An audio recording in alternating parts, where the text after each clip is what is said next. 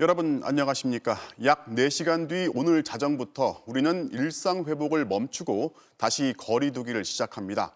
4명까지만 모일 수 있고 식당과 카페는 9시까지만 영업할 수 있습니다. 그 마지막 금요일 밤 풍경을 확인해 보겠습니다. 윤수환 기자, 연말 모임이 많을 시간인데 거리 분위기는 어떻습니까? 네, 서울 홍대거리에 나와 있습니다. 부쩍 추워진 날씨지만 음식점과 술집마다 연말 모임을 갖는 사람들의 발길이 이어지고 있는데요. 그래도 강화된 거리 두기를 앞두고 있어서인지 평소 금요일 저녁보다는 좀 줄어든 분위기입니다. 제가 식당을 몇 군데 둘러봤는데요. 거리 두기 강화로 약속을 취소한 시민들이 꽤 많았고요. 자영업자들도 실망감을 감추지 못했습니다. 한번 들어보시겠습니다. 6명에서 모이기로 했는데 이제 규제 때문에 이제 친구들 약속도 취소됐고 이번에 9시 제한이 생겨가지고 많이 힘든 것 같아요. 크리스마스라든가 이런 거 대비해서 예약이 이미 좀 굉장히 많이 있는데 일일 엽잡고 있어갖고서는 내일부터 그러니까 잠시 뒤 자정부터 거리 두기가 적용되는데요. 내년 1월 2일까지 약 보름 동안 사적 모임은 4명까지만 가능합니다. 식당이나 카페는 밤 9시가 되면 문을 닫아야 하고요. 백신 미접종자는 사적 모임에 참석할 수 없습니다.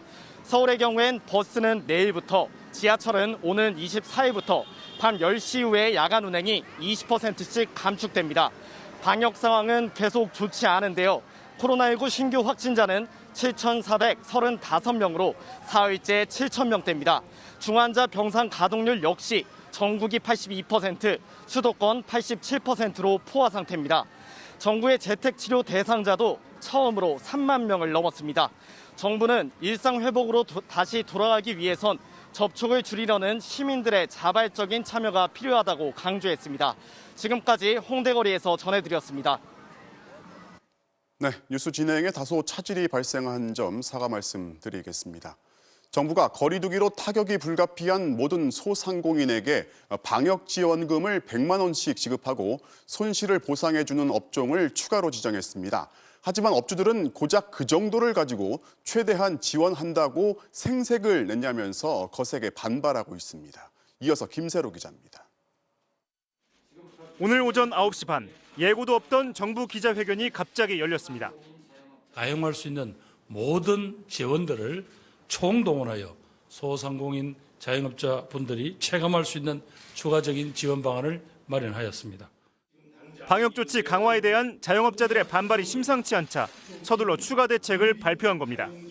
하지만 정작 새로운 내용은 매출이 감소한 소상공인 320만 명에게 현금 100만 원씩 주겠다는 게 사실상 전부입니다.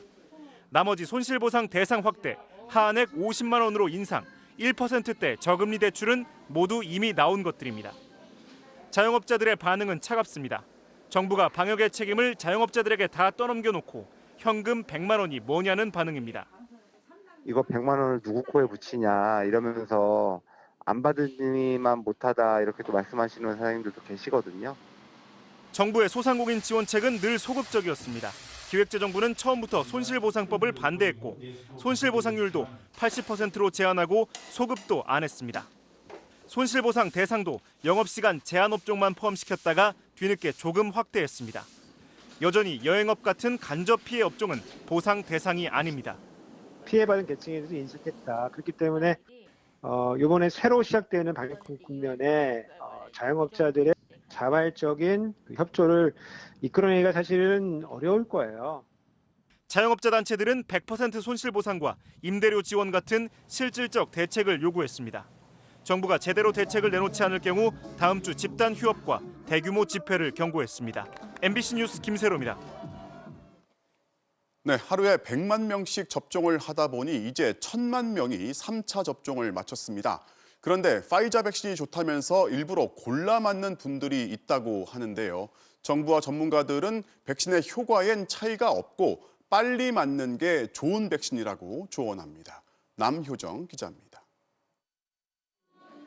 1, 2차를 아스트라제네카 백신으로 접종한 사람에겐 모더나 백신으로 3차 접종이 이뤄지고 있습니다. 그런데 접종 현장에서는 잔여 백신으로 나온 화이자 백신을 골라 맞거나 사전 예약을 한 경우에도 화이자로 변경을 요청하는 경우가 적지 않습니다. 10분 중에 서너 분 정도는 화이자 도수 좋다는 풍문이나 소문을 들으시고 요청을 하시는 경우는 있지만 모더나가 기본 접종 방침으로 전문가들은 화이자 백신 선호 경향에 과학적 근거가 없다고 말합니다. 모더나 백신은 항원량이 100마이크로그램으로 오히려 화이자 백신의 3배에 달합니다. 하지만 3차 접종 시엔 절반 용량만 맞기 때문에 화이자와 큰 차이가 없습니다. 전문가들은 두 백신의 주요 성분이 같다며 고를 필요가 없다고 강조합니다. 전 세계적으로 나오는 데이터를 보면 부작용 사례도 크게 차이가 없어요. 그냥 먼저 맞는 백신이 가장 좋은 백신입니다. 지난 10월 60세 이상 고령층과 고위험군을 대상으로 처음 시작된 3차 접종의 접종자는 1,000만 명을 넘었습니다. 60세 이상에선 절반 정도가 접종을 마친 겁니다. 속도는 빨라지고 있지만 전체 인구 대비 20%도 채 되지 않습니다. 정부는 3차 접종이 추가 접종이 아닌 필수 접종이라며 적극적인 참여를 요청했습니다. 이스라엘의 예도 말씀을 드렸습니다. 2차 접종 마친 사람에 비해서 감염 예방 효과도 거의 11배, 그리고 위중증 예방 효과는 20배 정도 증가한다는. 3차 접종은 최근 유행하고 있는 오미크론 변이 감염 예방에도 효과적인 것으로 나타났습니다. 3차 접종 시 델타 변이 예방률은 93에서 94%, 오미크론 변이에 대해서도 70에서 75%의 방어 효과가 있었습니다. 정부는 이달 말까지 2,600만 명에 대해 3차 접종을 완료한다는 목표를 세우고 있습니다. MBC 뉴스 남효정입니다. 정부가 오늘 종교시설의 거리두기 지침도 발표했습니다. 접종 완료자만 모일 땐 수용 인원의 70%, 미접종자가 포함되면 30%만 참석할 수 있습니다. 당장 이번 주말부터 시작합니다. 박윤수 기자입니다. 경기도 일산의 한 교회. 500명까지 수용할 수 있는 예배실 입장 인원을 150명으로 줄인다는 안내문이 붙었습니다. 내일부터 종교시설에도 강화된 거리두기가 적용되면서 미리 준비에 들어간 겁니다. 성도들이 나누어지면 우리는 무리 없이 예배를 운영할 수 있습니다. 상식적이고 보편적인 의학적, 방역학적 요구에 따라서 교회가 적극 협조하고요. 현재 미사와 법회, 예배 등 종교활동의 참여 인원은 백신 접종 완료자와 음성 확인자 등으로 구성하면 수용 인원의 100%, 미접종자가 포함되면 절반까지 가능합니다. 하지만 내일부터 내년 1월 2일까지 접종 완료자로만 구성할 경우엔 수용 인원의 70%까지 허용됩니다. 반면 미접종자가 포함되면 30% 또는 299명까지 입장할 수 있습니다. 접종 완료자로만 구성해 참석 인원을 늘릴지, 미접종자를 포함하는 대신 인원을 줄일지는 전적으로 종교시설 측의 선택에 달렸습니다. 인천 미추홀구 교회에서 오미크론 변이 감염자가 속출하자 종교시설도 방역 패스 적용 시설에 포함시켜야 한다는 지적이 많았습니다. 이번 대책은 음성 확인자와 18세 이하 미접종자를 모두 접종 완료자로 인정하지 않는 만큼 일반 방역 패스보다 더 엄격한 조치라는 게 방역 당국의 설명입니다. 미접종자의 종교 행사 참석 권리를 보장한다는 측면도 있습니다. 대형 교회들은 당장 오는 일요일부터 접종력에 따라 예배를 나눠 진행하는 방안을 준비하고 있습니다. 1부부터 3부까지는 접종 완료자만 와요. 4부부터는 같이 완료하신 분하고 그렇지 않은 분 같이 오도록. 종교시설 소모임은 접종 완료자로만 4명까지 허용되고 음식을 먹거나 큰 소리로 기도하는 등 침방울이 튈 수 있는 행위는 계속 금지됩니다. MBC 뉴스 박윤수입니다. 오늘 영하의 날씨에다 칼바람에 눈발까지 거셌지만 선별진료소에는 여지없이 긴 줄이 생겼습니다. 저러다 딴 병이 날 수도 있겠다는 걱정이 들 정도인데요. 2달 사이 검사 건수는 3배가 늘었지만 진료소는 좀처럼 늘지 않고 있습니다. 대책이 나왔다고 하는데요. 이준범 기자가 보도합니다. 칼바람 부는 영하의 날씨에도 선별진료소 앞에는 긴 줄이 생겼습니다. 1분도 안 걸리는 진단검사를 받기 위해 1시간 넘게 기다리는 건 기본. 사람들이 추우니까 다닥다닥 붙어있고 저 안에 난로 있으면 그 앞에 가서 서 있는 사람도 있긴 하는데 일정 간격을 유지하면서 서로 하는 게 좋잖아요. 그게 지금 안 되고 있어요. 대기 시간이 길어지자 아예 번호표를 나눠주는 곳까지 등장했습니다. 이 번호표를 받을 때 오후 4시 30분쯤 오라는 안내를 받았습니다. 지금 시간이 12시 반이니까 4시간 정도를 기다려야 하는 겁니다. 그래도 줄 서는 건 피할 수가 없습니다. 여기서부터 한 2, 30분, 저 안에서도 사람 많아요. 그리고 검사하는 것도 있고. 승차검진 선별검사소도 상황은 다르지 않습니다. 한 개 차선을 통으로 점령해버린 차량들 때문에 주변 2km 구간에서 정체가 빚어집니다. 날이 추워지며 이용자는 더 증가했지만 교통 혼잡과 인근 주민들의 민원으로 인해 결국 문을 닫게 됐습니다. 지금부터 끝까지 이렇게 있죠. 선대가 여기까지 계속 sus 있잖아요. 어제 하루 서울에서만 15만 5천여 건의 PCR 검사가 이루어지며 역대 최대 규모를 기록했습니다. 방역 강화로 인해 PCR 검사를 받으려는 수요는 계속 늘 것으로 전망되지만 임시선별검사소는 183곳으로 단계적 일상회복 시작 전보다 줄었고 검사 건수는 3배나 늘었습니다. 가장 크게 지금 적체가 되는 부분이 검체를 채취하는 쪽이거든요. 당장 인력을 교육시켜서 투입하는 수밖에 없어요. 검체 채취 장소도 더 만들고. 정부는 임시선별검사소 34곳을 추가로 설치하고 현재 저녁 6시까지인 마감 시간도 밤 9시로 늘리겠다는 대책을 내놨습니다.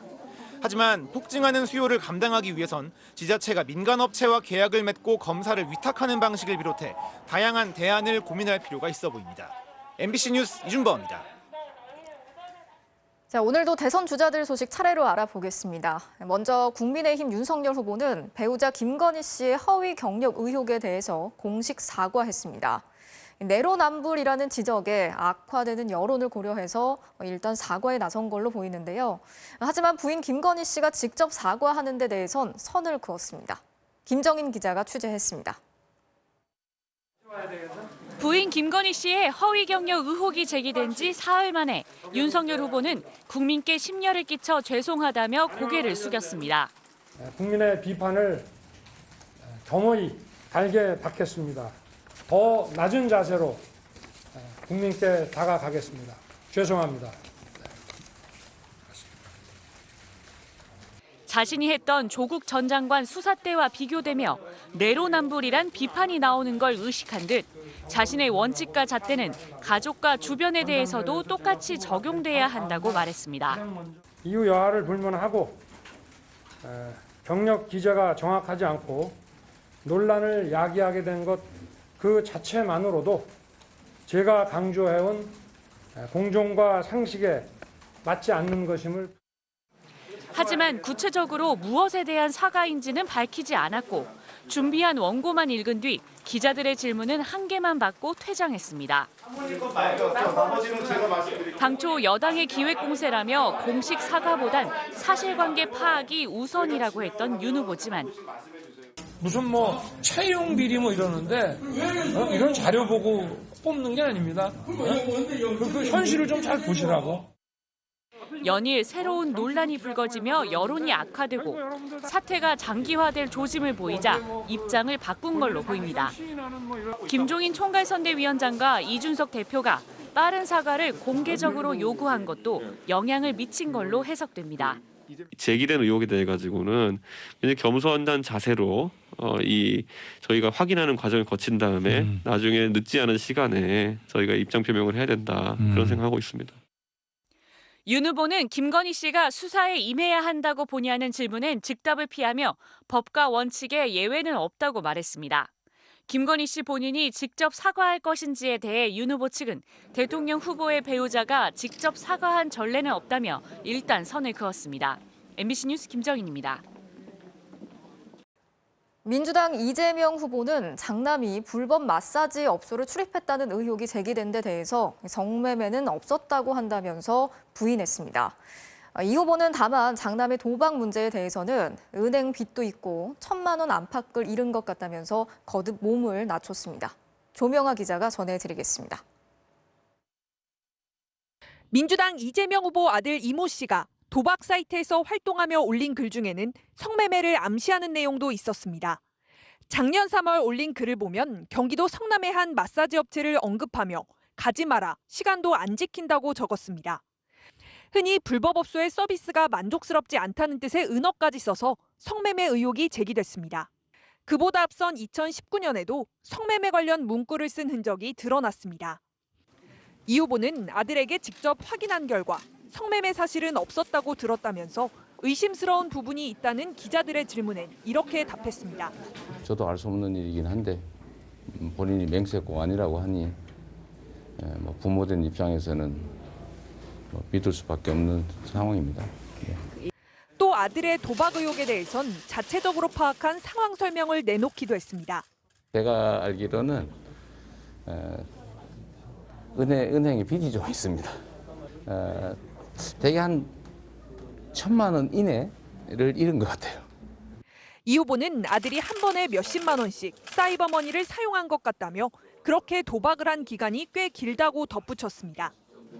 도박 의혹에 대해선 어제 세 차례 사과에 이어 거듭 몸을 낮추며 조기 진화에 나선 건데 성매매 의혹까지 불거진 데는 당혹해야 하는 분위기입니다. 국민의힘은 이 후보가 조건반사적으로 사과한 뒤 남은 불법행위 의혹의 뒤처리는 민주당에 맡긴 것 같다며 공세를 이어갔습니다. MBC 뉴스 조명아입니다. 자, 오늘 대선 주자들의 선거전도 살펴보겠습니다. 민주당 이재명 후보는 코로나19 비상 상황을 의식한 듯 방역과 민생 관련 대책을 잇따라 내놨습니다. 국민의힘 윤석열 후보는 당선 즉시 흉악 범죄와의 전쟁을 선포하겠다면서 국민의 안전을 지키겠다고 밝혔습니다. 김지경 기자가 정리했습니다. 이재명 후보의 요청으로 구성된 민주당 코로나19 위기대응 특위 첫 회의. 이 후보는 지금의 상황이 가장 심각한 상태인 것 같다며 방역 강화에 따른 충분한 손실보상 조치를 거듭 제안했습니다. 금융 지원도 중요하고 또 직접적 재정 지원도 중요한데 사실은 더 중요한 거는 이제 매출 지원이죠. 소비 쿠폰 지원 같은 이런 방식들을 좀 최대한 동원했으면 좋겠습니다. 또 인과관계가 없다고 증명되지 않는 이상 국가가 백신 부작용을 보상해야 한다고 강조했는데 최근 방역 상황 악화가 대선 변수로 부각될 수 있다는 위기감을 드러낸 것으로 보입니다. 주말마다 버스를 타고 지역을 도는 일정도 잠정 중단하고 대신 이번 주 방문지였던 강원도의 일자리 우수 기업을 찾아갔습니다. 노동자들의 처우와 소속감을 제고해서 생산성 향상을 위해서 거기에 다시 노동자들이 하는 데고 지역사회가 하는 데고. 국민의힘 윤석열 후보는 위드 코로나 정책은 대선을 의식한 정부의 무리수였다며 자신이 집권하면 정치 방역이 아닌 과학 방역을 하겠다고 말했습니다. 확진자 10,000명이 나온다는 것이 참 어처구니가 없고 정부와 방역 치료 체계가 완전히 지금 무너져가지고 국민의 안전을 강조한 윤 후보는 최근 잇따라 발생한 흉악 범죄들도 언급하며 26년간 형사법 집행을 해온 전문가로서 당선 즉시 흉악 범죄와의 전쟁을 선포하겠다고 밝혔습니다. 당사에서 열린 후원금 모금 행사에 참석해 정권 교체 여론에 호소하기도 했습니다. 국민들로부터 거둔 이 세금을 국민들에게 더 많은 기회와 또 돈을 벌 수 있는 그런 여건을 만들어서 다 되돌려 드리겠습니다. 정의당 심상정 후보는 민주노총 위원장과 만나 주 4일째 공약을 지지해달라고 말했고 국민의당 안철수 후보는 원전 없는 탄소 중립은 허구라며 소형 모듈 원전 개발을 공약했습니다. MBC 뉴스 김지경입니다.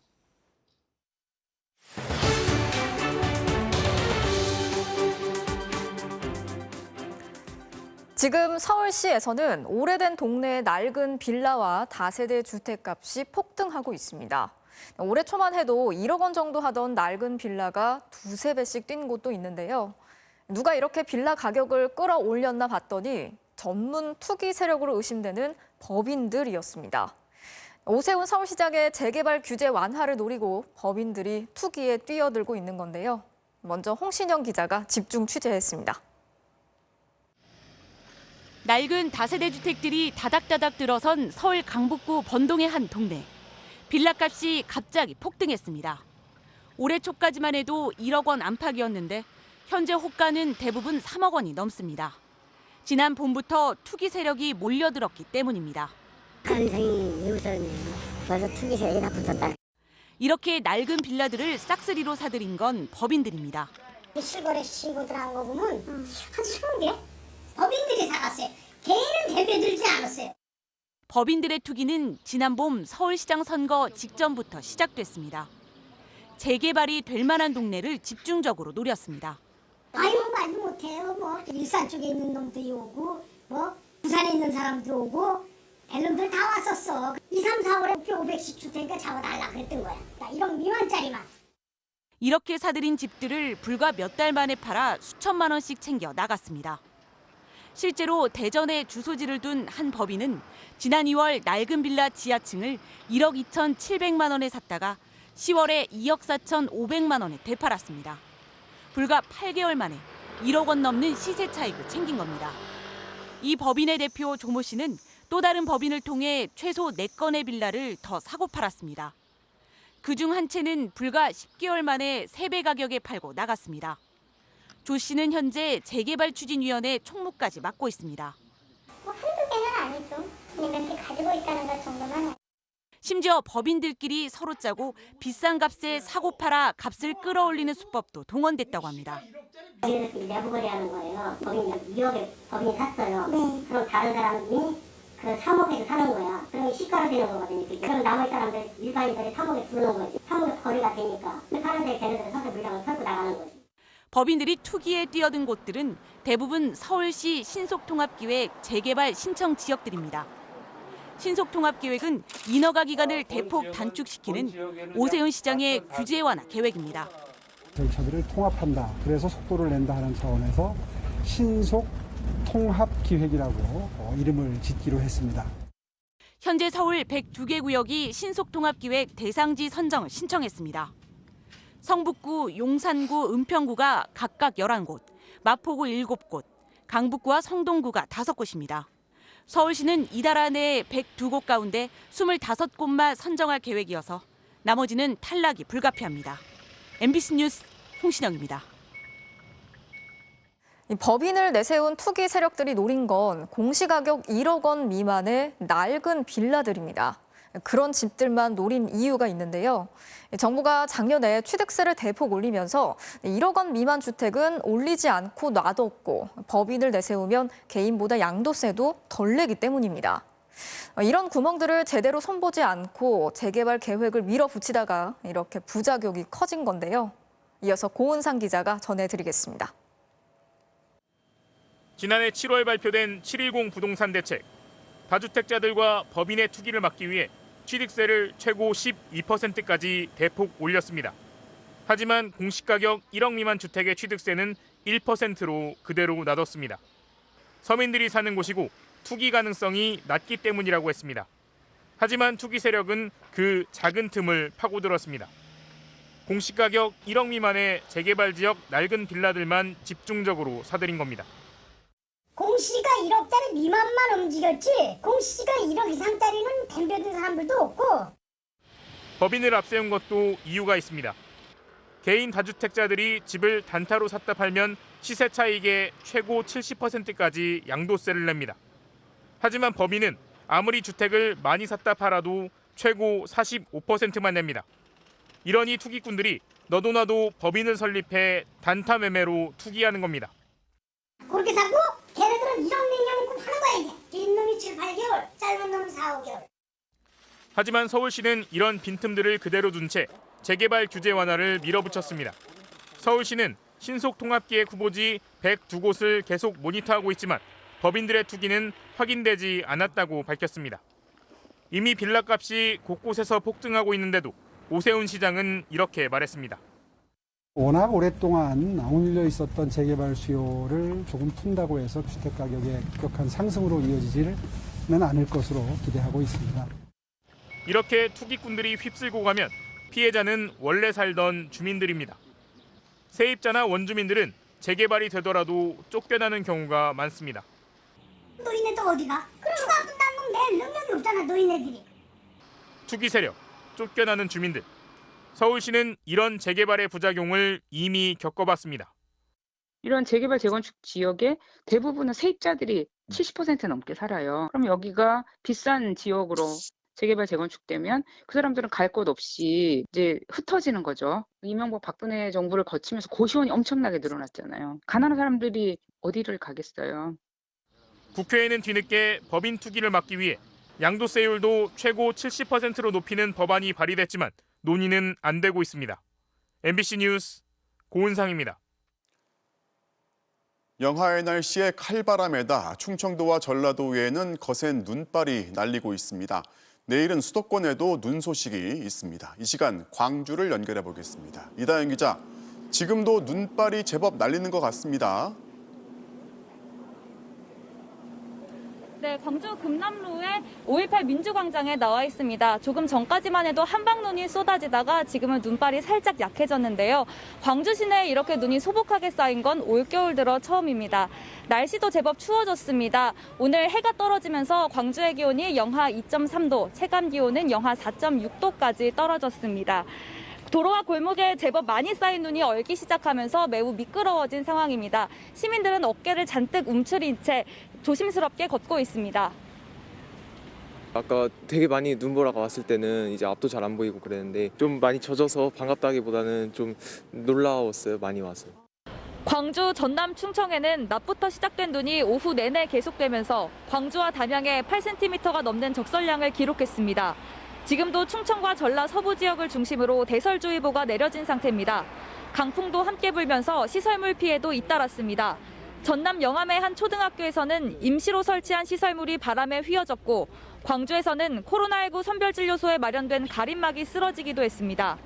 태안 신진항과 보령 대천항에서는 강한 눈보라가 치면서 어선들의 발이 묶였습니다. 멸치 잡는 배들도 있고 잡는 배들도 있는데 뭐 그런 날씨로 관계로 이제 들어와서 지금 정박하고 지금 뭐 정비하고 있는 상태입니다. 다행히 아직 인명피해는 없지만 눈이 쌓이는 만큼 시민들의 걱정도 커졌습니다. 눈이 너무 많이 오고 주말이라서 사람들 밀리고 차도 막힐 것 같아서 걱정되네요. 기상청은 오늘 자정까지 충남과 전라도를 중심으로 1에서 5cm의 눈이 더 내릴 것으로 내다보고 있습니다. 내일은 수도권과 강원 내륙, 충청, 전라, 경남 서부 내륙 지역에 눈이 오겠다고 예보했습니다. 지금까지 광주 충장로에서 MBC 뉴스 이다현입니다. 공군 고 이해람 중사를 성추행하고 회유 협박해 죽음으로 내몬 혐의로 재판을 받은 장모 중사에게 군사법원이 성범죄만 인정해 징역 9년을 선고했습니다. 보복 협박 혐의는 무죄를 선고하면서 유족들이 거세게 항의했고 이 중사의 어머니는 또다시 실신했습니다. 정동원 기자입니다. 그 사람의 얼굴을 떠올리는 것 자체가 힘이 듭니다. 고 이해람 중사가 성추행 피해를 당한 다음 날 작성한 메모가 법정에서 처음 공개됐습니다. 내가 여군이 아니었다면 이런 일이 일어났을까? 피해자인 자신을 오히려 자책하고 신고하면 자신이 비난받지 않을까 두려워합니다. 이 모든 질타와 비난은 가해자 몫인데 왜 내가 처절하게 느끼고 있는지. 나는 사람들의 비난 어린 말들을 들을 준비가 돼 있지 않습니다. 살아있는 사람한테 나 이렇게 힘들었다라는 거, 내 원을 풀어달라. 사건 발생 290일 만에 열린 가해자 장모 중사에 대한 선고 공판에서 재판부는 이 메모를 읽었습니다. 그리고 추행으로 입은 정신적 상해가 결국 피해자를 죽음으로 내몬 주요 원인이 됐다고 판단했습니다. 재판부는 장 중사의 죄질이 매우 나쁘다며 징역 9년을 선고했습니다. 특히 자신의 앞날만 걱정하고 피해자의 회복을 위해선 어떤 조치도 하지 않아 중형 선고가 불가피하다고 설명했습니다. 하지만 재판부는 보복 협박 혐의에 대해선 무죄 판결했습니다. 군 검찰은 사건 당일 밤 이 중사를 숙소까지 따라가 없었던 일로 해달라고 한 것과 이틀 뒤 자살을 암시하는 듯한 문자를 보낸 것에 대해 신고를 못하게 하려 한 보복 협박이라며 기소했지만 재판부는 사과의 의미를 강조한 것으로 보인다며 협박은 아니라고 판단했습니다. 유족들은 강하게 반발했습니다. 6개월 동안 재판을 했는데 나온 게 이게 말이 안 된다는 생각이에요.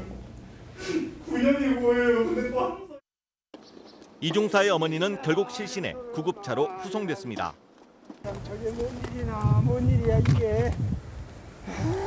나 참 미치겠다. 앞서 군 검찰이 구형한 형량은 징역 15년. 유족 측 변호인은 이미 국방부 수사심의위원회가 죄가 된다고 판단해 기소한 협박 혐의가 무죄로 나온 건 납득하기 어려운 만큼 군 검사가 항소할 것이라고 밝혔습니다. MBC 뉴스 정동훈입니다. 초등학생을 성폭행한 죄로 12년을 감옥에 있다 만기 출소한 조두순의 집에 20대 남성이 들어가서 둔기로 머리를 때렸습니다. 조두순의 성범죄에 분노했다는 게 범행 이유였습니다. 고재민 기자입니다. 어젯밤 9시쯤 경기 안산의 한 다세대 주택. 한 남성이 괴성을 지릅니다.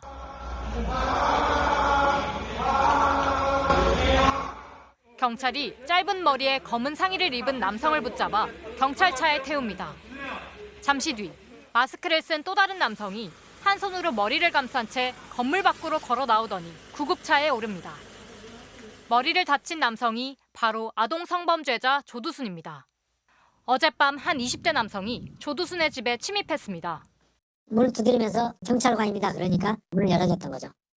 이 남성은 조 씨에게 욕설을 하며 실랑이를 벌이다 집안에 있던 둔기로 조두순의 머리를 수차례 때렸습니다. 당시 집에 함께 있던 조두순의 아내는 집에서 20m 정도 떨어져 있는 치안센터로 달려가 신고했습니다. 나중에 내려오면서 아저씨 하면서 초수적하더라고 경찰관들이. 7-8명 정도 올라간 거. 조 씨는 크게 다치지 않았고 피해자 조사를 받았습니다. 경찰에 따르면 20대 남성은 조 씨의 성범죄에 분노해 범행을 저질렀다고 진술했습니다.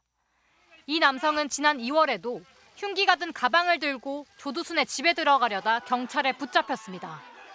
이번 사건 당시 가해자는 술을 마신 상태였는데 경찰은 정신병력이 있는지도 조사하고 있습니다. 경찰은 이 남성에 대해 특수상해와 주거침입 혐의로 구속영장을 신청했습니다.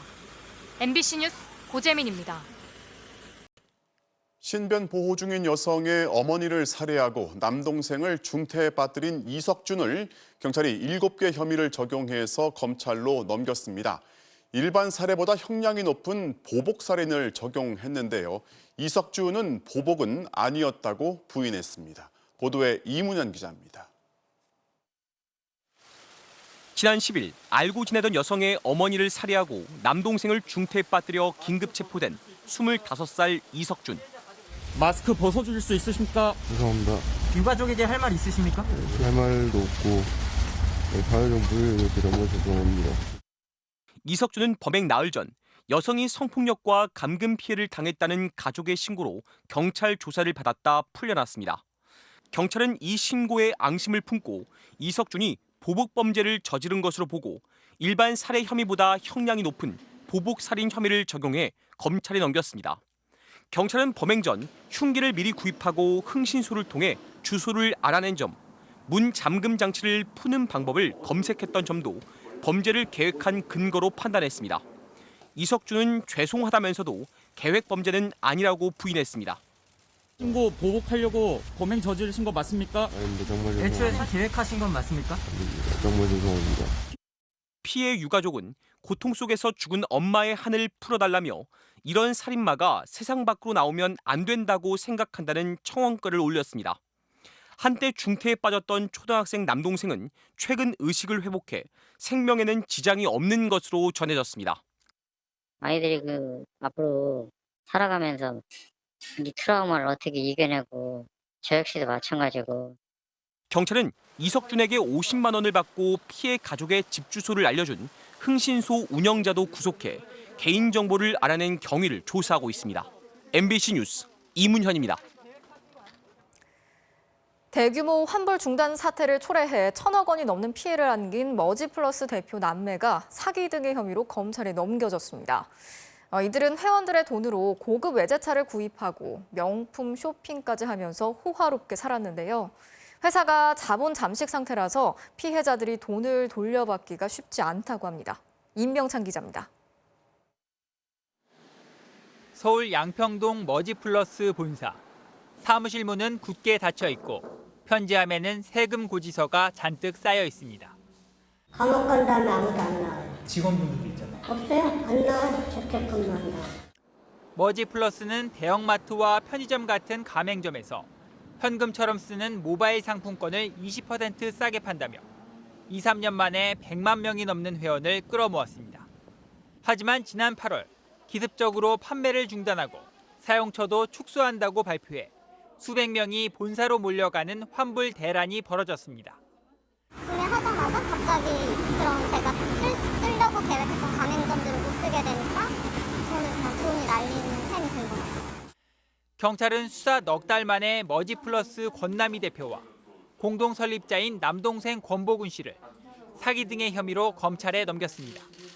전자금융업자 등록을 하지 않아 애초부터 불법 영업이었고 회사 재정이 악화돼 지급 불가 사태를 예상하고도 2,500억 상당의 상품권을 계속 판매한 혐의를 받고 있습니다. 동생 권 씨는 회사 돈 65억 원을 횡령한 혐의도 적용됐습니다. 권 씨와 가족들은 이 돈으로 3억 원이 넘는 슈퍼카를 사고 명품 쇼핑과 유흥을 즐기는데 모두 탕진한 것으로 전해졌습니다.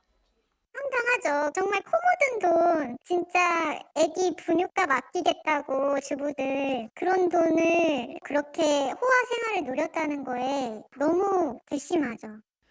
지금까지 확인된 피해액은 무려 1,000억 원, 구입하고 쓰지 못한 상품권이 790억 원에 달하고 판매 대행업체들도 250억 원을 정산받지 못했습니다. 머지플러스가 극히 일부에겐 환불을 해주고 있지만 이는 감형을 받으려는 꼼수에 불과하다는 게 피해자들의 주장입니다. 갚으려고 노력한 거니까 난 사기가 아니다라고 주장을 하려는 거죠. 회원 중 수백 명은 두 남매와 머지플러스 법인을 상대로 집단 손해배상 소송을 냈습니다. 하지만 회사가 이미 자본 잠식 상태라 피해자들이 보상을 받기는 쉽지 않을 걸로 보입니다. MBC 뉴스 임명찬입니다.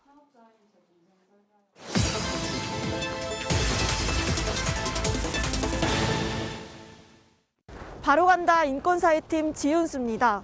캄보디아에서 온 여성 노동자 속행 씨는 딱 1년 전 영하 18도 한파가 몰아치던 새벽 비닐하우스 숙소에서 잠을 자다 숨졌습니다. 그 사건 이후 정부가 비닐하우스 같은 열악한 임시 숙소를 금지했습니다. 하지만 1년 동안 크게 달라진 건 없다고 하는데 왜 그런 걸까요? 이주 노동자들의 숙소를 다시 가봤습니다. 시금치 재배 농장에서 일하는 여성 이주 노동자들의 집입니다. 비바람을 막아주는 건 군데군데 구멍이 뚫린 비닐과 천막 단 2겹입니다. 노동자 3명이 살고 있는 숙소의 주방입니다. 이들은 여기서 하루 세 끼를 직접 지어 먹고 있는데요. 주방 기구들이 널브러져 있고 벽에는 기름때와 곰팡이가 잔뜩 끼어 있습니다. 이들은 각자 월세로 25만 원씩을 지불하고 있습니다. 부엌이 너무 추우니 밥솥이랑 그릇을 아예 방 안에 들여놨습니다. 그래서 여기서 그냥 이렇게 해 먹은 거예요? 거기 너무 추우니까. 네. 다 있어. 여자들만 살지만 현관문과 방문 어디에도 잠금 장치가 없어 문고리에 꼬챙이를 꽂아뒀습니다. 고장났어. 그냥 살아요. 사장님한테 고쳐달라고. 왜 무서워?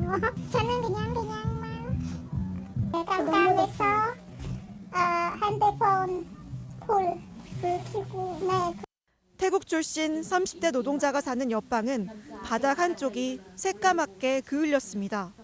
추위를 이기려 쉴 새 없이 틀어놓은 전기장판 때문에 방바닥이 타버린 겁니다.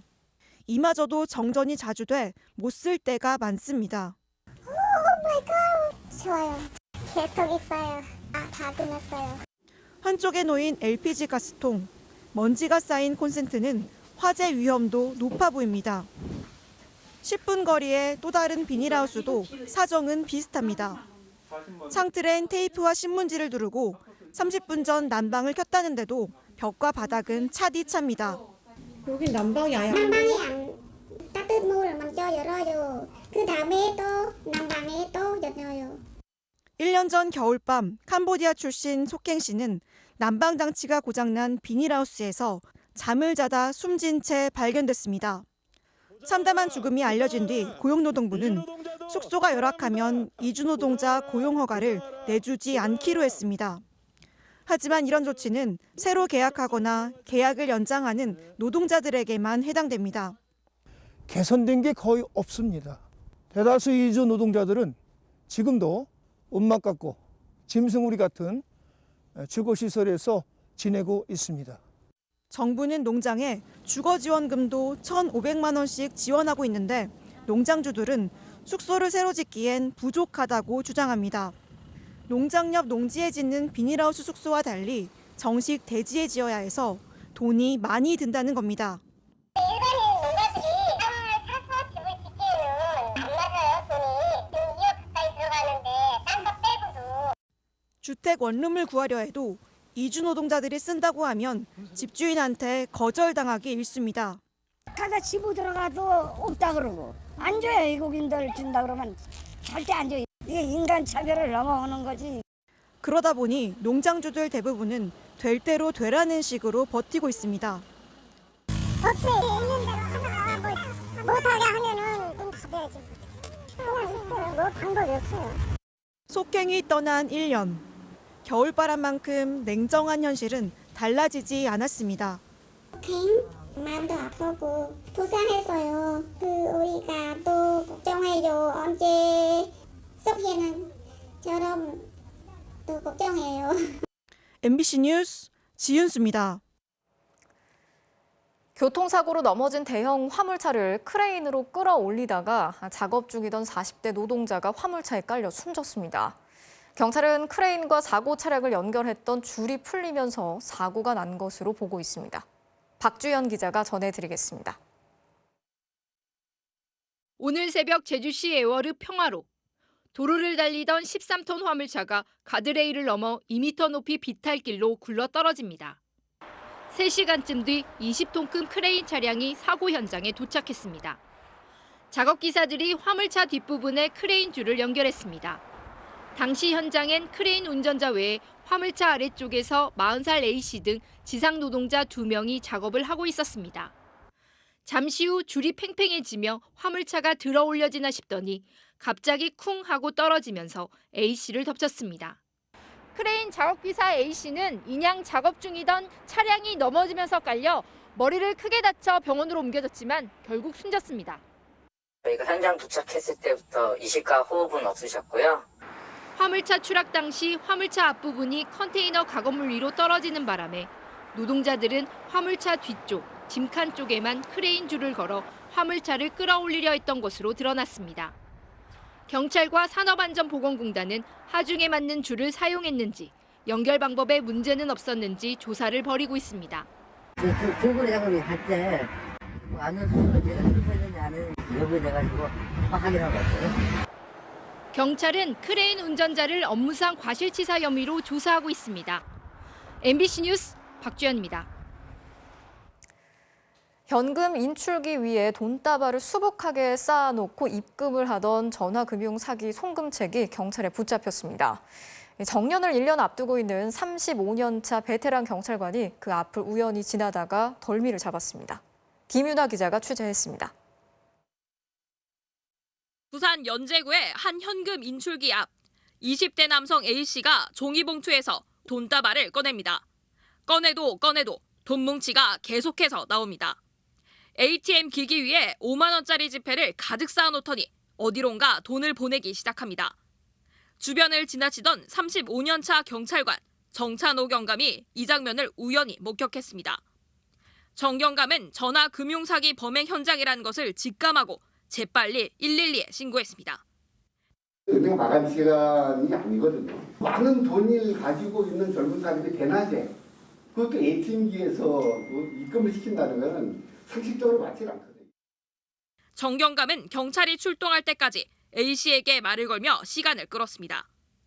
바쁜 업무를 핑계로 현금 인출기 부스 안까지 들어가 더 이상 송금하지 못하도록 한 겁니다. 나도 업무를 봐야 되고 해야 되는데 어떻게 할 거냐. 먼저 일을 보시죠 하면서 돈다발이 있는데도 불구하고 옆으로 물러서더라고요. 1분도 채 지나지 않아 경찰차가 도착했습니다. A씨는 경찰서에서 200m 떨어진 이곳 현금 인출기 앞에서 검거됐습니다. 정 경감의 예상대로 이 남성은 전화 금융 사기로 가로챈 돈을 윗선에게 송금하는 전달책이었습니다. 당시 지니고 있던 돈만 무려 2,400만 원. 다행히 현장에서 붙잡히면서 이미 송금한 200만 원을 제외한 2,200만 원은 되찾을 수 있었습니다. 경찰은 남성을 사기 혐의로 불구속 입건하는 한편 피해자를 찾아 남은 돈을 돌려줄 계획입니다. MBC 뉴스 김윤아입니다. 오늘 오전 일본 오사카 번화가의 한 건물에서 불이 나서 24명이 숨졌습니다. 불은 30분 만에 진화가 됐고 작은 건물 한 층만 불에 탔는데도 희생자가 많았는데요. 그 이유가 뭔지 도쿄에서 고현승 특파원이 취재했습니다. 번화가 대로변의 8층짜리 건물 옥상에서 시커먼 연기가 뿜어져 나옵니다. 건물 4층의 창문이 모두 깨져 있고 불길이 창밖까지 번지고 있습니다. 건물 6층에 고립돼 있던 한 여성이 무사히 구조됩니다. 응급차에선 구급대원이 다급하게 심폐소생술을 실시합니다. 화재가 발생한 건 오전 10시 20분쯤 오사카 기타신치의 건물 4층에 있는 심리치료병원에서 처음 불길이 치솟았습니다. いや、炎より煙ですね。黒い煙がわーっと。すぐ消防車に電話しなあかん思って電話しましたよ。 소방차 76대가 출동해 집중 진화를 벌여 불은 4층 20제곱미터를 태우고 30분 만에 꺼졌지만 28명이 병원으로 응급 이송돼 24명이 숨진 것으로 확인됐습니다. 사인은 일산화탄소 중독, 연기를 마셔 숨진 겁니다. 불이 크지 않았고 진화가 늦지 않았는데도 사망자가 많았던 건 유일한 탈출로인 비상계단이 막혀 희생자들이 빠져나오지 못했기 때문이라고 일본 언론들은 보도하고 있습니다. 非常階段も1個あったんですけど、入り口の脇にあって、その鉄の扉で分かりづらくて。 60대 남성이 병원에 들어가 바닥에 종이 봉투를 내려놓는 순간 강한 불길이 치솟았다는 목격자의 증언. 경찰은 방화 가능성에 무게를 두고 수사하고 있습니다.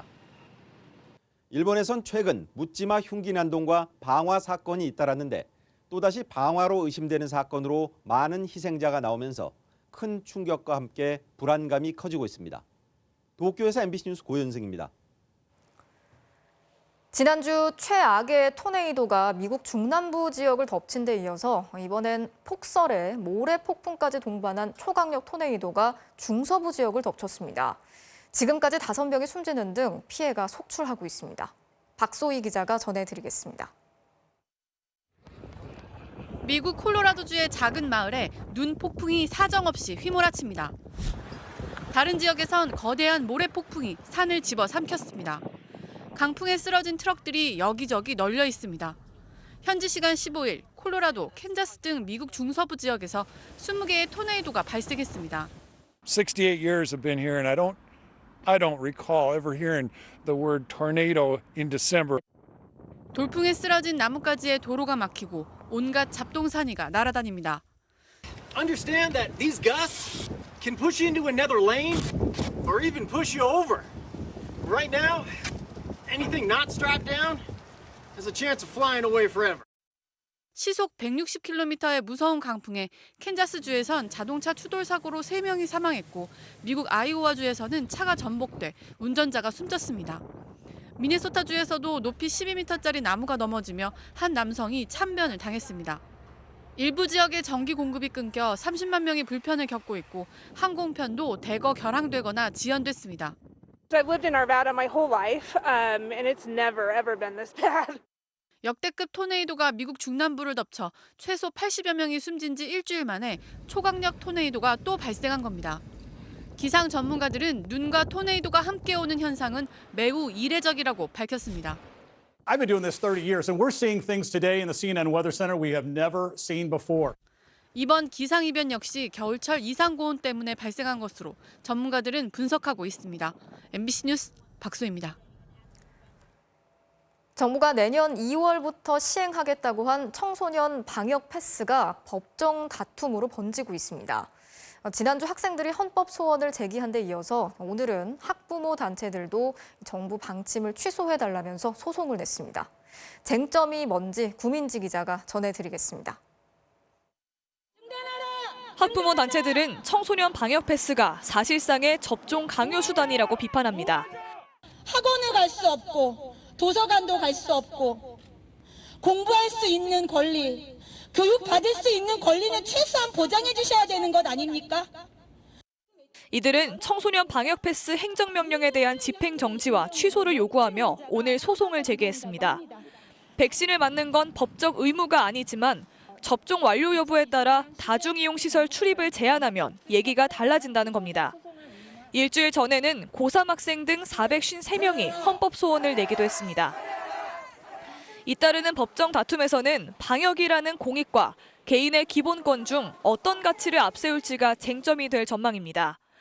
국가적 재난 극복을 위한 처분인 만큼 기본권의 제약이 불가피하다는 입장과 공중보건이라는 목적을 가지고 있는 그런 기본권 제한이거든요. 37조 2항에서 규정하고 있는 기본권 제한의 기본적인 틀을 지키고 있다. 그렇게 이야기할 수 있는 여지도 있는 것이죠. 청소년의 경우 정부의 백신 안전성 검증조차 미흡하다는 반론이 팽팽히 맞서 있습니다.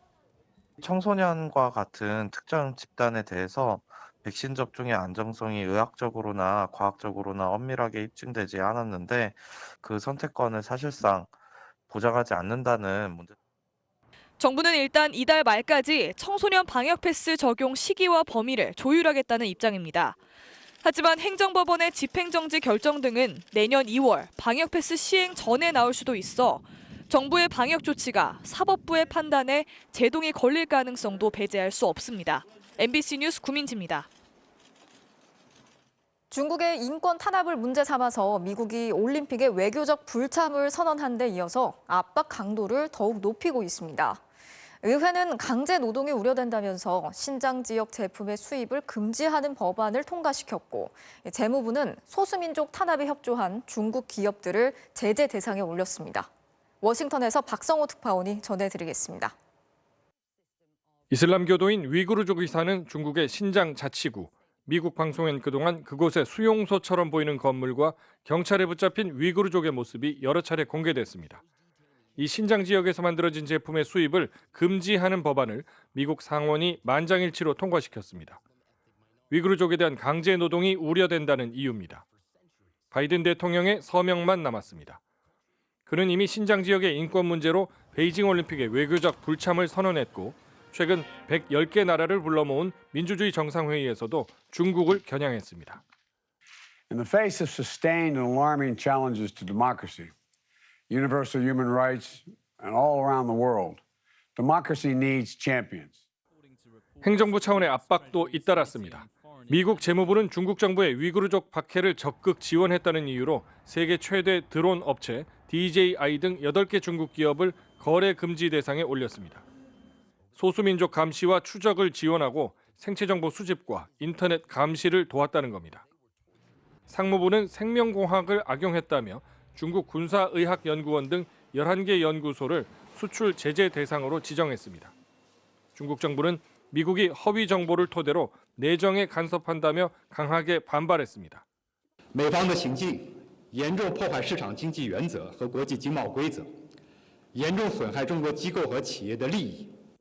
미국의 압박이 전방위로 확대되면서 사실상 중국에 대해서는 경쟁보다는 봉쇄에 가까운 전략을 굳혀간다는 분석이 나옵니다.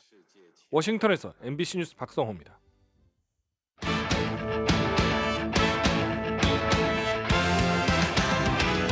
금요일 밤 스포츠 뉴스입니다. 프로야구 FA 최대어 중 한 명이었던 김현수 선수가 최대 115억 원의 대형 계약으로 LG에 잔류했습니다. 송기성 기자입니다.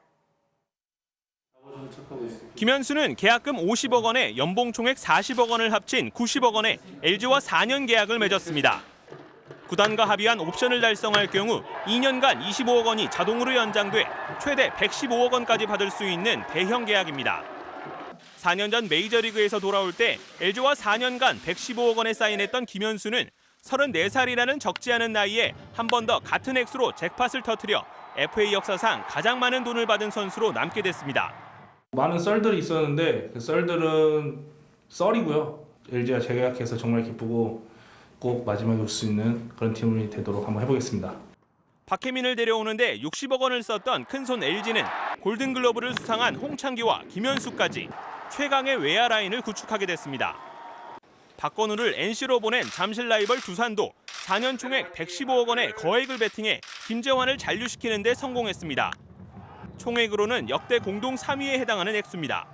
야구 인생이 또 끝날 때까지도 두산 베어스를 위해서 제가 또 뭘 할 수 있을지 또 계속 생각을 할 거고 더 많이 노력하겠습니다. 스토브리그가 시작된 후 하나 포수 최재훈을 시작으로 지금까지 FA 계약에 성공한 6명의 총액이 무려 482억 원. 최대어 나성범과 황재균, 양현종 등 거물급 선수들이 아직 남은 가운데 코로나19로 구단 재정 악화가 불보듯 뻔한 상황에서 가장 과열이 됐던 2016년에 시장 총액 766억 원을 가뿐히 뛰어넘을 것으로 예상됩니다. MBC 뉴스 송기성입니다. 컬링 올림픽 최종 자격대회에서 여자 국가대표 팀킴이 이 시각 현재 숙적 일본과 베이징행 티켓을 놓고 다투고 있습니다. 이명로 기자입니다. 팀킴은 예선 마지막 경기에서 체코에 12대6 완승을 거뒀습니다. 하지만 선두였던 일본이 최약체 터키의 발목을 잡히고 스코틀랜드가 대승을 거두면서 세 팀이 6승 2패 동률을 이뤘습니다. 승자승까지 1승 1패로 맞물려 신락 같은 직행희망이 살아났지만 컬링만의 독특한 순위 결정 방식에서 스코틀랜드에 밀렸습니다. 매 경기 선우공을 정할 때 던진 샷거리의 평균값에서 스코틀랜드가 우리보다 7cm가량 중앙에서 가까워 올림픽 직행 티켓을 가져갔습니다. 2위가 된 팀킴은 3위를 차지한 라이벌 일본과 베이징행 티켓을 놓고 이틀 만에 다시 맞붙었습니다. 초반엔 스틸 없이 팽팽한 접전이 펼쳐졌습니다. 하지만 5엔드에서 일본 스킵 후지사와가 더블 테이크아웃을 성공시키며 분위기가 넘어가기 시작했습니다. 후공을 택했던 7엔드엔 미스샷으로 측정 끝에 2점을 뺏기면서 밀리고 있습니다. 오늘 패배 시 팀킴은 내일 4위 라트비아와 마지막 티켓 한 장을 놓고 격돌합니다. MBC 뉴스 이명노입니다.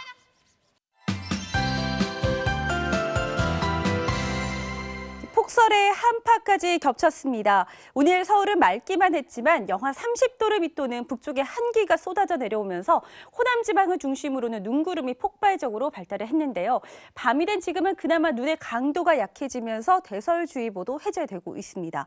내일은 서울을 비롯한 중부 내륙에서 눈구름이 강하게 발달하겠습니다. 예상 적설량은 서울과 경기 내륙, 강원 내륙과 산지, 그리고 제주 산지에 최고 8cm, 그 밖에 서쪽 지방에는 1에서 5cm 가량인데요. 특히 기상청은 서울에는 내일 오후 3시부터 6시 사이 국지적으로 매우 강한 눈이 쏟아지겠다며 주의를 당부했습니다.